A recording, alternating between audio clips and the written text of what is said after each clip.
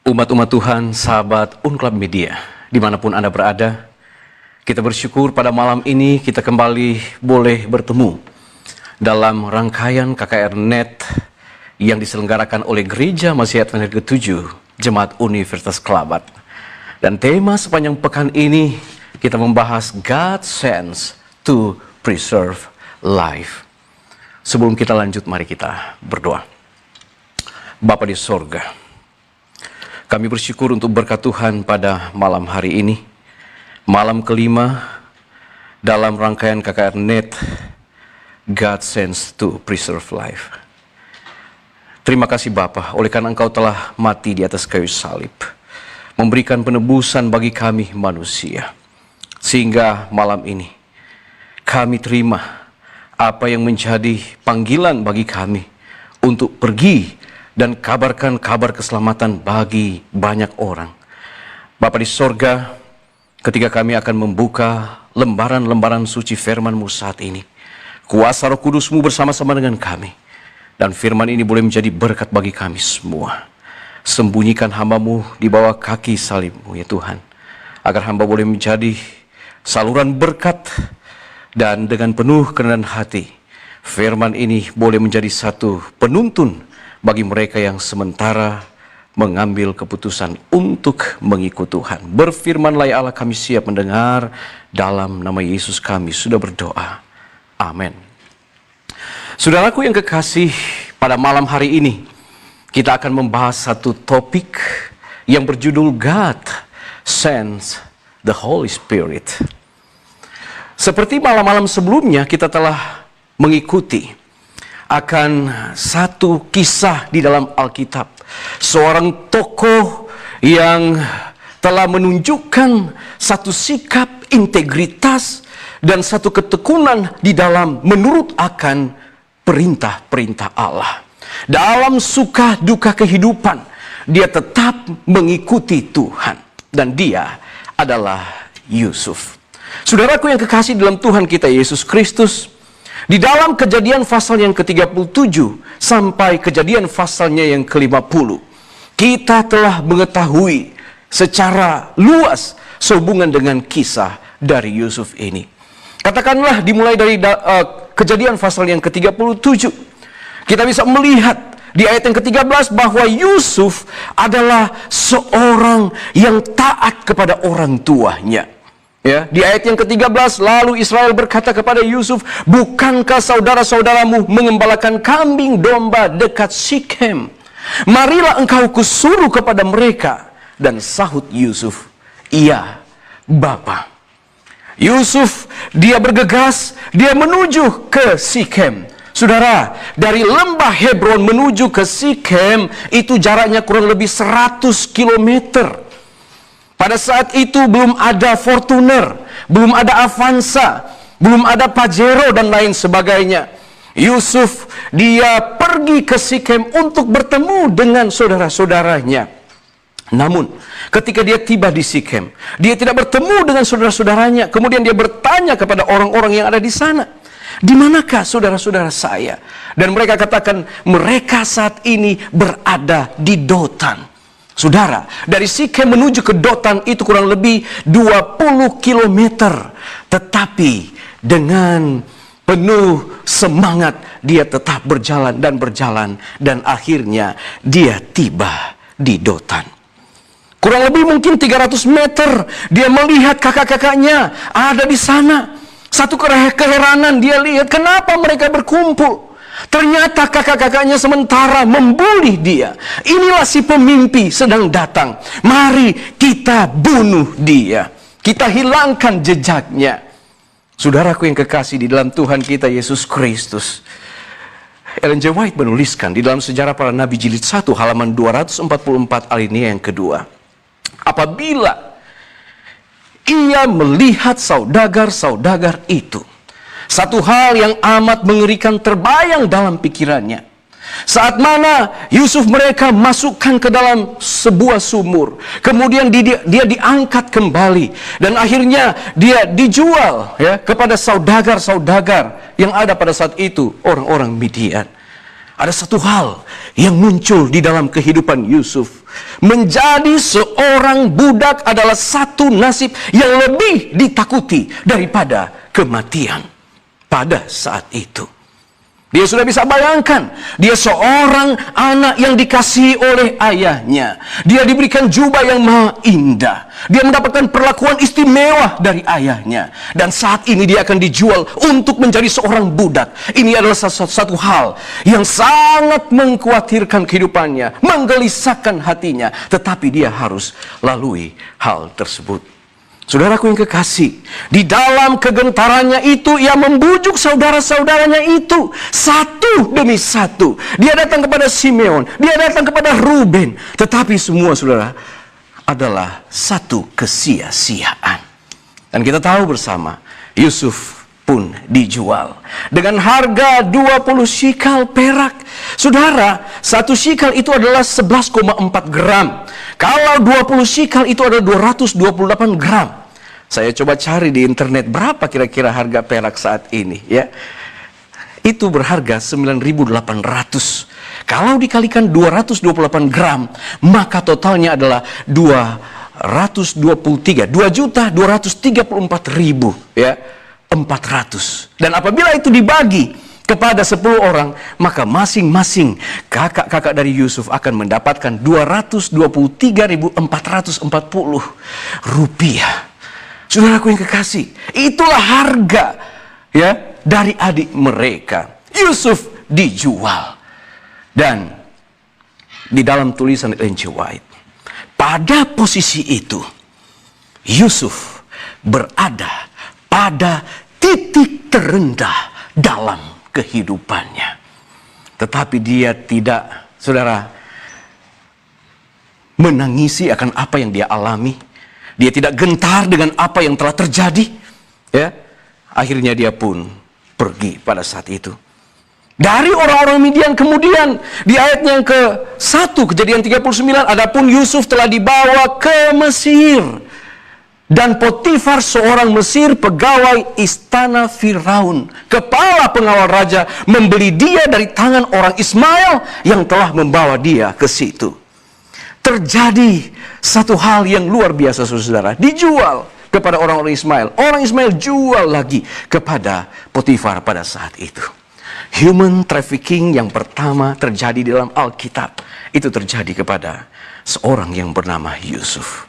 Bayangkan saudara-saudara, dari Dotan dia harus menuju ke Mesir. Kalau kita lihat di dalam peta ini, jaraknya kurang lebih 450 kilometer. Dia semakin jauh, dan semakin jauh kepada ayahnya. Tetapi kita tahu ceritanya. Allah menyertai Yusuf.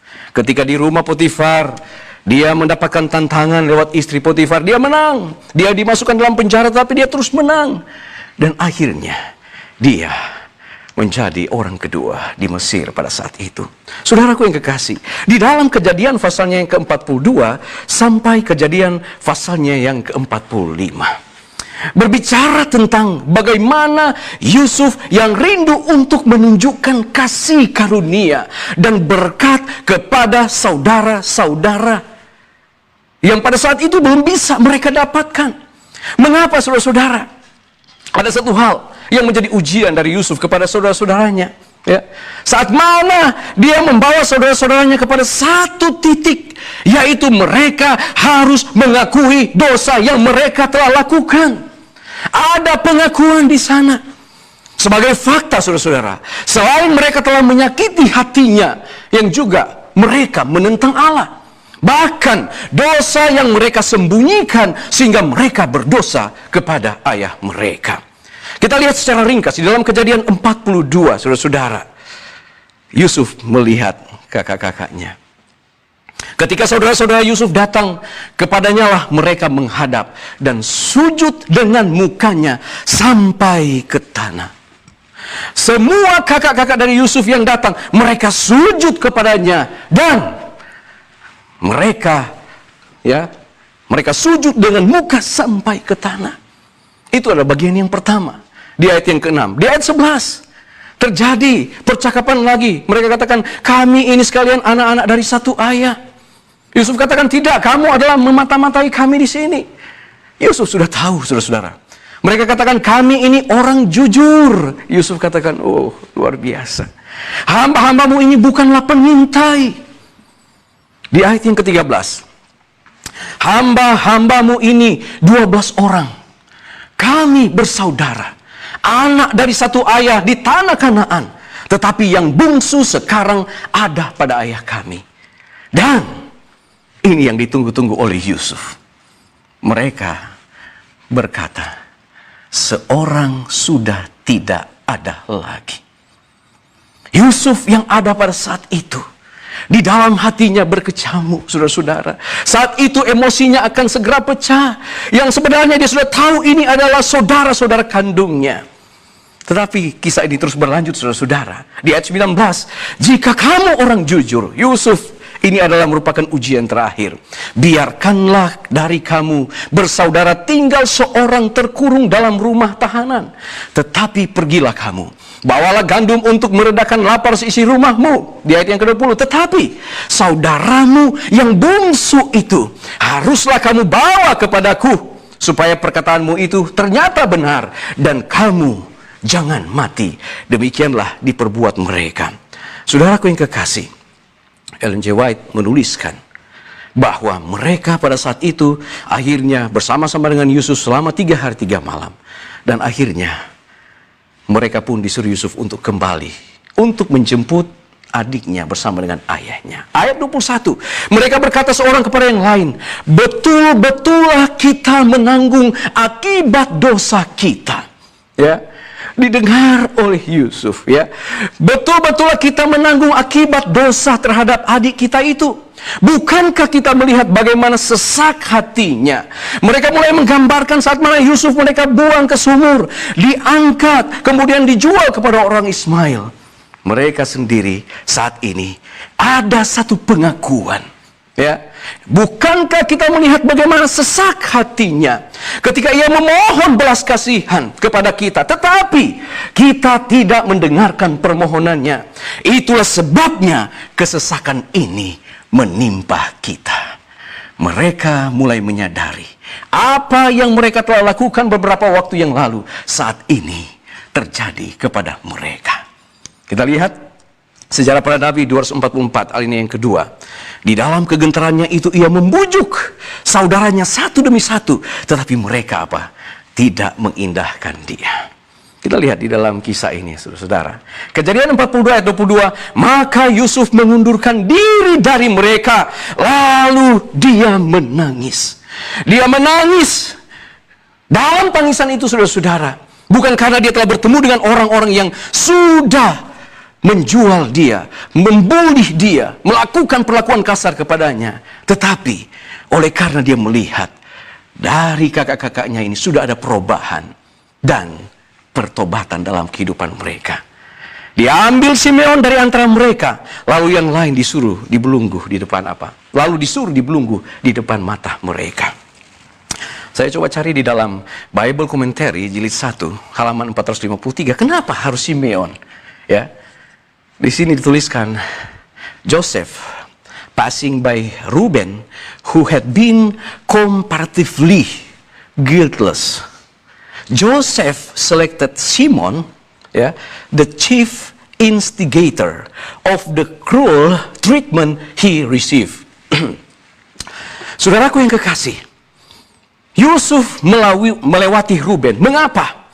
Oleh karena Reuben relatif tidak bersalah pada saat itu. Dan kenapa dia memilih Simon? Oleh karena Simeon, Simeon, dia adalah penghasut utama dari setiap perlakuan kejam yang dia terima. Tidak heran Simeon yang ditahan saat itu. Kemudian kakak-kakaknya yang lain pergi menjemput Benyamin dan ayahnya.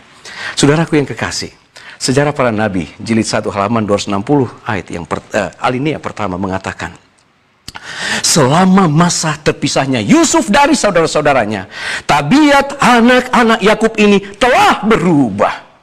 Dulu mereka itu suka cemburu, sukar dikendalikan, penipu. Tetapi ya, kejam, suka balas dendam. Tetapi sekarang, tatkala diuji oleh kesulitan hidup, mereka ternyata tidak mementingkan diri sendiri. Mereka jujur satu terhadap yang lain. Mereka tunduk kepada ayahnya, ya, kepada ayah mereka. Dan mereka sendiri yang sudah setengah umur itu taat kepada wewenang ayah mereka.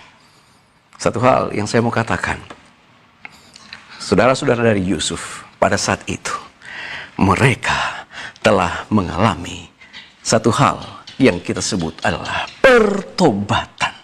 Mereka telah bertobat dari cara hidup yang lama. Mereka telah bertobat dari cara hidup yang sia-sia. Sosok yang cemburu, sukar dikendalikan, penipu, kejam, suka balas dendam. Saat ini mereka hidup di dalam kasih, hidup di dalam kebersamaan, menghormati orang tua, dan rela untuk datang memberikan satu hal kepada adik mereka, yaitu Yusuf, yaitu mereka mengakui kesalahan-kesalahan mereka. Repentance. What is repentance? Apa itu pertobatan, saudara-saudara? Pertobatan adalah satu perubahan dalam pikiran yang menuntun kepada perubahan hati. That leads to a change in action. Dan itu juga menuntun kepada satu tindakan. Dan ini adalah menggambarkan dua hal. Berbalik dari dosa dan kembali kepada Allah.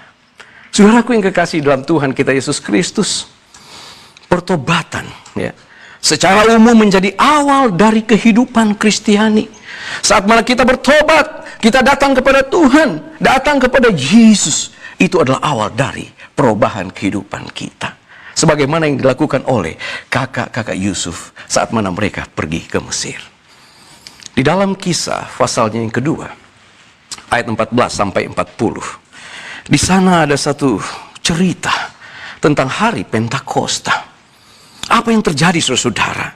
Di dalam Kisah pasal 2 ayat pertama, ketika tiba hari Pentakosta, semua orang percaya berkumpul di satu tempat. Tiba-tiba turunlah dari langit suatu bunyi seperti tiupan angin keras yang memenuhi seluruh rumah di mana mereka duduk. Orang-orang berkumpul di satu tempat. Mereka saat itu mendapatkan kecurahan Roh Kudus pada hari Pentakosta.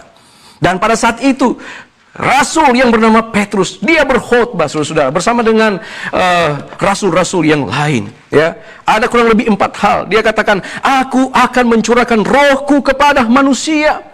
Anak laki-laki dan perempuan akan bernubuat. Dia katakan lagi, matahari menjadi gelap, bulan seperti darah menjelang datangnya hari Tuhan. Saudara, Petrus pada saat itu dia membuat satu KKR kecil-kecilan, ya, di hadapan orang-orang banyak yang berkumpul pada saat itu. Kemudian selanjutnya dia katakan, Yesus dari Nazaret telah kamu salibkan dan bangkit, dia telah naik ke sorga. Dia lanjutkan lagi, Daud adalah nabi Tuhan dan ia tahu bahwa Allah telah berjanji bahwa ia akan mendudukan seorang dari keturunan Daud di atas tahtanya. Saudaraku yang kekasih, di ayat yang ke-38, Petrus, dia sampaikan panggilan. Jawab Petrus kepada mereka, orang-orang banyak yang ada pada saat itu, bertobatlah dan hendaklah kamu masing-masing memberi dirimu dibaptis dalam nama Yesus Kristus untuk pengampunan dosamu, maka kamu akan menerima karunia Roh Kudus. 4 hal, saudara-saudara. Panggilan dari Petrus pada saat itu, bertobat. Kenapa harus bertobat? Oleh karena mereka belum sepenuhnya percaya kepada Yesus, belum sepenuhnya mengikuti akan perintah-perintah Yesus. Kemudian dia katakan apa? Dibaptis. Bertobat, dibaptis. Kemudian terima, diampuni, kamu akan diampuni, dan terima karunia Roh Kudus. God sends the Holy Spirit. Saudaraku yang kekasih di dalam Tuhan kita Yesus Kristus, kesimpulan dari khotbah Petrus ada 4 hal. Yang pertama adalah panggilan untuk bertobat. Mengapa, saudara-saudara? Ya. Kesimpulan dari khotbah Petrus itu juga menjadi satu penekanan bagi kita, umat-umat Tuhan. Ya. orang-orang percaya, kita yang hidup di akhir sejarah dunia ini, kita pun mendapatkan panggilan untuk bertobat. Mengapa harus bertobat, saudara? Ya, langkah-langkah pertobatan. Yang pertama, kita harus percaya. Percaya kepada siapa? Percaya kepada Yesus. Ya. Percaya adalah mengakui atau yakin bahwa sesuatu memang benar atau nyata. Kisah Para Rasul 16 ayat 31. Percayalah kepada Tuhan Yesus dan engkau akan selamat, engkau dan seisi rumahmu. Saudaraku yang kekasih, ini terjadi ketika Paulus dia berada di penjara pada saat itu. Dia katakan kepada kepala penjara, percayalah kepada Tuhan dan engkau akan selamat, engkau dan seisi rumahmu. Akui bahwa Yesus adalah Tuhan. Ya. Di dalam Yohanes 3:36, barang siapa percaya kepada anak, ia beroleh hidup yang kekal. Harus percaya, saudara-saudara. Ya, Ibrani 11 ayatnya yang ke-6. Tetapi tanpa iman tidak mungkin orang berkenan kepada Allah. Sebab barang siapa berpaling kepada Allah, ia harus percaya bahwa Allah ada dan bahwa Allah memberi upah kepada orang yang sungguh-sungguh mencari Dia. Langkah-langkah dalam pertobatan, saudara. Yang pertama, kita harus percaya kepada Yesus. Kalau kita percaya kepada Yesus, maka kita juga harus percaya kepada firman-Nya. Yohanes pasal yang ke-14 ayat 6. Akulah jalan kebenaran dan hidup. Tidak seorang pun yang akan datang kepada Bapa kalau tidak melalui aku. Harus percaya apa yang difirmankan oleh Allah. Harus percaya kepada firman-Nya. Percaya kepada aturan-aturan hukum yang mengatur akan kehidupan manusia. Percaya kepada Sabat yang Yesus telah deklarasikan ketika Dia datang ke dunia ini. Dia juga menguduskan hari Sabat. Kalau kita percaya kepada Yesus, kita juga harus percaya bahwa ada makanan-makanan yang tentunya sesuai dengan Alkitab yang harus kita ikuti di dalam kehidupan kita. Yang kedua, bertobat. Ya. Lukas 13 ayat 3. Tidak, kataku kepadamu, tetapi jikalau kamu tidak bertobat, kamu semua akan binasa atas cara demikian. Saudara, pertobatan itu adalah satu bentuk perilaku seseorang di mana ia mengakui dosa-dosanya, dia bertobat, ya, dan memperbaiki jalan kehidupannya. Kalau di waktu yang lalu belum dilakukan, ketika Anda mendengarkan firman Tuhan dari malam ke malam, oh saya ada mau bertobat, berubah saudara-saudara, perbaiki jalan kehidupan. Yang ketiga, di dalam langkah-langkah pertobatan, ada pengakuan iman. Roma 10 ayat yang ke-9, sebab jika kamu mengaku dengan mulutmu bahwa Yesus adalah Tuhan dan percaya dalam hatimu bahwa Allah telah membangkitkan Dia dari antara orang mati, maka kamu akan diselamatkan. Ada pengakuan iman, saudara. Percaya kepada Yesus karena Yesus adalah Tuhan. Matius 10 ayat yang ke-32, setiap orang yang mengakui aku di depan manusia, aku juga akan mengakuinya di depan Bapakku yang di surga. Banyak dari kita, saudara, pengalaman-pengalaman yang saya alami, ada orang yang sudah siap untuk dibaptiskan. Tetapi ketika dia sampaikan kepada istrinya, terjadi penundaan. Dia lebih mengakui istrinya daripada mengakui akan kebenaran dari firman Allah itu sendiri. Ya. Dan ini penting bagi kita, saudara. Akui. Ada pengakuan iman kepada Tuhan, artinya kita menuruti semua apa yang Tuhan perintahkan. Kesimpulan khotbah dari Petrus yang pertama adalah panggilan untuk bertobat. Apa yang kedua? Ya. Dibaptis, saudara. Dibaptis. Tidak ada satu hal yang bisa memberikan sesuatu yang besar dalam kehidupan manusia saat mana dia mengambil keputusan untuk mengikut Tuhan lewat baptisan. Dan ini merupakan satu hal yang luar biasa. Mengapa dibaptis, saudara? Baptisan adalah suatu ikrar, janji kesetiaan, serta sikap mengambil keputusan untuk ikut Yesus. Artinya, Apapun yang akan terjadi, saya sudah ikrarkan, saya mau ikut Tuhan, saya mau dibaptiskan. Setelah saya dibaptiskan, saya mau setia, saya mau ikut Tuhan, ya, dan ambil keputusan untuk mengikuti semua kebenaran firman-Nya. Itu arti dibaptis, saudara. Kenapa dibaptis? Ini adalah merupakan satu amanah agung, the Great Commission. Di dalam Matius 28 ayat 19 yang ke-20, karena itu pergilah, jadikanlah semua bangsa muridku, dan baptislah mereka dalam nama Bapa dan Anak dan Roh Kudus. Mengapa saudara baptis di dalam nama Bapa? Dibaptis di dalam nama Bapa oleh karena itu adalah merupakan otoritas dari Allah. Mengakui bahwa Allah adalah satu-satunya Tuhan, pencipta langit, bumi, serta segala isinya, yang telah menebus kita lewat kematian anaknya Yesus di atas kayu salib, dan memberikan jaminan kepada manusia keselamatan. Otoritas dari Allah. Baptis dalam nama Bapa, ya, dan Anak dan Roh Kudus. Saudaraku yang kekasih, apa arti kata baptisan? Ya, apa arti kata baptisan? Baptisan, ya, dari bahasa aslinya adalah baptiso. Baptiso berarti mencelupkan, menenggelamkan, dan membenamkan ke dalam air. Jadi sederhana, saudara. Kalau engkau katakan bahwa engkau sudah dibaptiskan, kemudian tidak melalui akan proses seperti ini, yaitu dicelupkan, ditenggelamkan, atau dibenamkan, dimasukkan ke dalam air, maka itu bukanlah baptisan. Saudaraku yang kekasih, kira-kira gambarannya seperti ini, ya. Dibenamkan, dimasukkan, ditenggelamkan, ya, dimasukkan ke dalam air. Mengapa saudara? Oleh karena ini memiliki arti. Ada satu arti yang luar biasa sehubungan dengan baptisan. Tetapi sekarang banyak yang mengatakan, Pak Pendeta, saya sudah dibaptiskan ketika saya waktu masih bayi. Saudara, saat mana engkau berkata bahwa engkau telah dibaptiskan di saat masih bayi?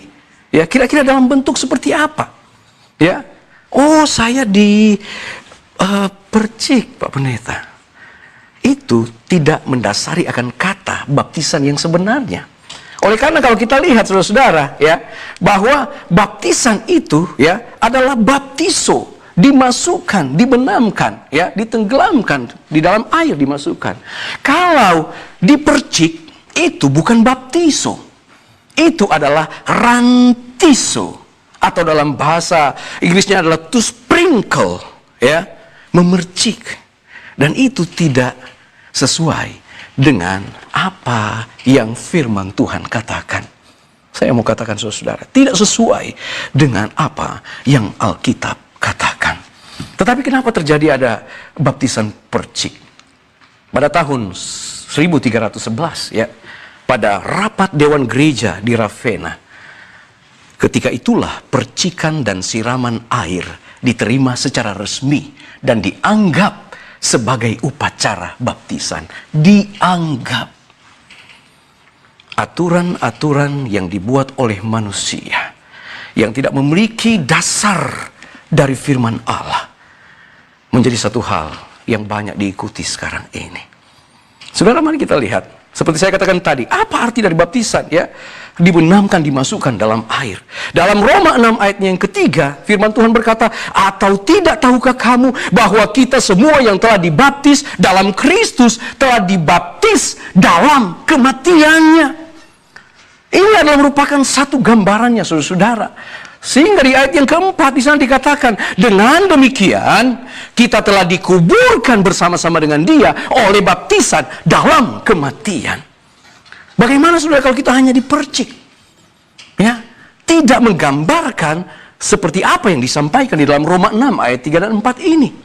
Ya, ayatnya yang selanjutnya, supaya sama seperti Kristus telah dibangkitkan dari antara orang mati oleh kemuliaan Bapa, demikian juga kita akan hidup dalam hidup yang baru. Itulah baptisan saudara. Ya. Jadi kalau kita lihat baptisan itu yang pertama ya memiliki arti kita mati terhadap cara hidup yang lama atau masa lalu. Saya senang ada satu lagu yang dinyanyikan oleh Nikita. Di sana dia tuliskan dalam liriknya, ku telah mati dan tinggalkan cara hidup yang lama. Saudara, ini adalah bagian dari baptisan. Ya, arti pertama, mati terhadap cara hidup yang lama atau masa lalu. Yang kedua, menguburkan dosa-dosa kita di dalam air. Ya. Dan yang ketiga, saat mana kita keluar dari air dan hidupkan satu kehidupan yang baru kembali. Luar biasa, saudara. Itu adalah merupakan bagian dari baptisan atau arti ketika kita dibaptiskan sesuai dengan baptisan Alkitab. Baptisan saudara adalah kematian kita terhadap dosa dan kebangkitan kita kepada hidup baru dalam persekutuan dengan Kristus. Saudaraku yang kekasih, apakah ada hubungan antara baptisan dan nasib kita sehubungan dengan kekekalan? Mari kita lihat di dalam Markus 16 ayat 16. Jelas sekali di sana firman Tuhan katakan, siapa yang percaya dan dibaptis akan diselamatkan, tetapi siapa yang tidak percaya akan dihukum. Saudara, sangat jelas firman Tuhan mengatakan, kalau katanya kita dibaptis, kita diselamatkan, tetapi kalau tidak, kita pun tidak percaya.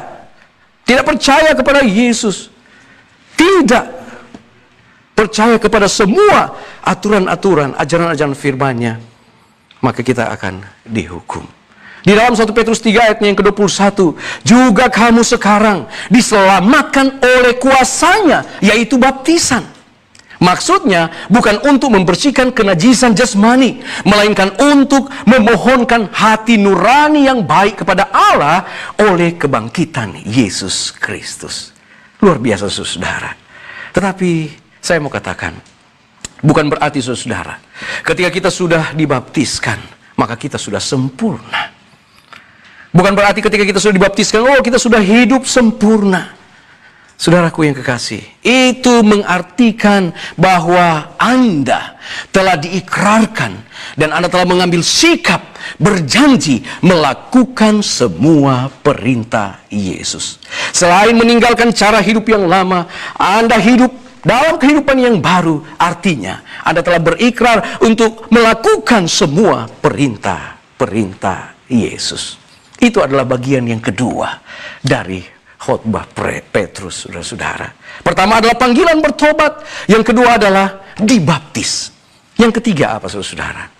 Yang ketiga di dalam khotbah Petrus, di dalam Kisah pasal 2 adalah kamu akan diampuni. Saat mana kita telah dibaptis, maka kita akan mendapatkan forgiveness, pengampunan dari Yesus. Ya, apa yang terjadi ketika kita dibaptis? Ya, di dalam Kisah pasalnya yang ke-22 ada satu peristiwa. Ya, ayatnya yang ke-12 sampai ayatnya yang ke-16. Seorang yang bernama Saulus. Ya, dalam perjalanannya ke Damsyik, ketika ia sudah dekat kota itu, tiba-tiba cahaya memancar dari langit mengelilingi dia. Ia rebah ke tanah dan kedengaranlah olehnya suatu suara yang berkata kepadanya, Saulus, Saulus, mengapakah engkau menganiaya aku? Ayat yang kelima, jawab Saulus, siapakah engkau, Tuhan? Katanya, akulah Yesus yang engkau aniaya itu.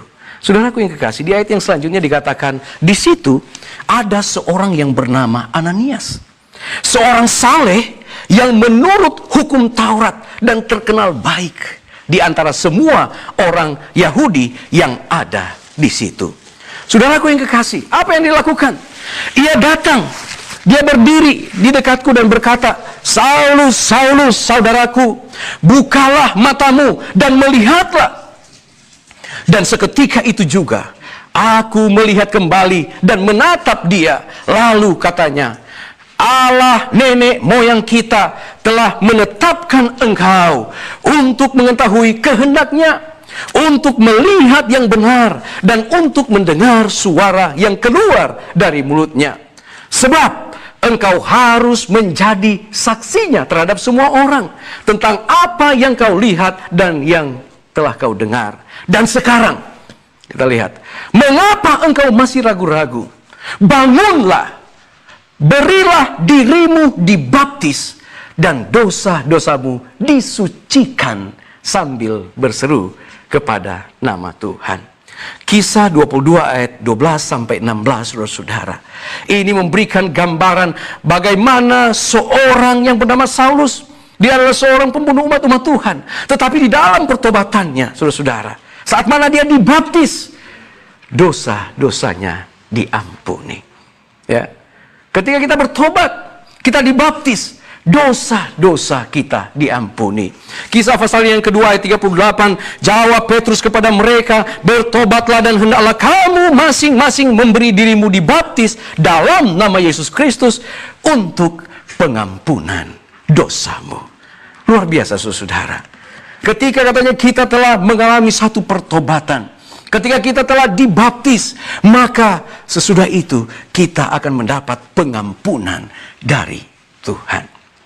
Itu yang ketiga. Dan yang terakhir, rangkuman dari khotbah Petrus di dalam Kisah pasal 2 adalah akan menerima karunia Roh Kudus. Luar biasa, saudara. Saat kita bertobat, kita dibaptis, kita diampuni, maka God sends the Holy Spirit. Allah mengaruniakan Roh Kudus. Kita lihat di dalam Markus pasalnya yang pertama, ayatnya yang ke-10. Di sana firman Tuhan berkata, pada saat ia keluar dari air, ini adalah satu cerita ketika Yesus dibaptis oleh Yohanes di sungai Yordan.